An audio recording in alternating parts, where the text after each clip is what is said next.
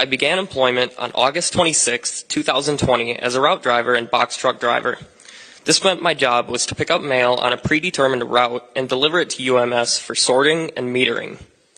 I would then take the sorted mail in my box truck to USPS.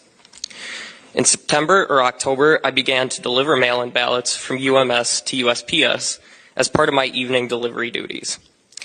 I knew this because there was special bins marked for ballots only. On one occasion, I forgot to retrieve the ballots for transportation and had to go back for them. After that, I always made sure to check that I had the ballot bins loaded for transport.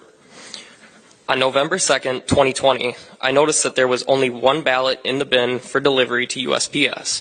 And on November 3rd, Election Day, there were no ballots in the bin for delivery. One can imagine my surprise then when the next day, November 4th, I was asked by a senior USPS employee named Monte if I had forgotten any ballots the night before. Monte explained that an order came down from the Wisconsin-Illinois chapter of USPS that 100,000 ballots were missing. Monte then told me that his post office had dispatched employees to look for the missing ballots around 4 a.m., and that only 7 or 8 were found at UMS.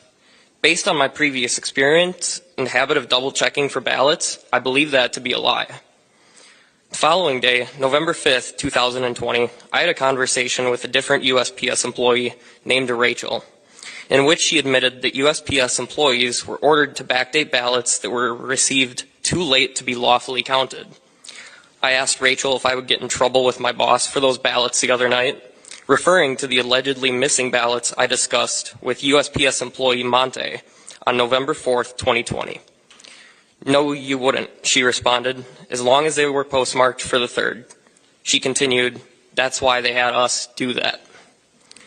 I didn't bring any of this to the attention of my supervisors at USPS at the time due to what I perceived to be their hostility towards President Donald Trump and their evident contempt for the law.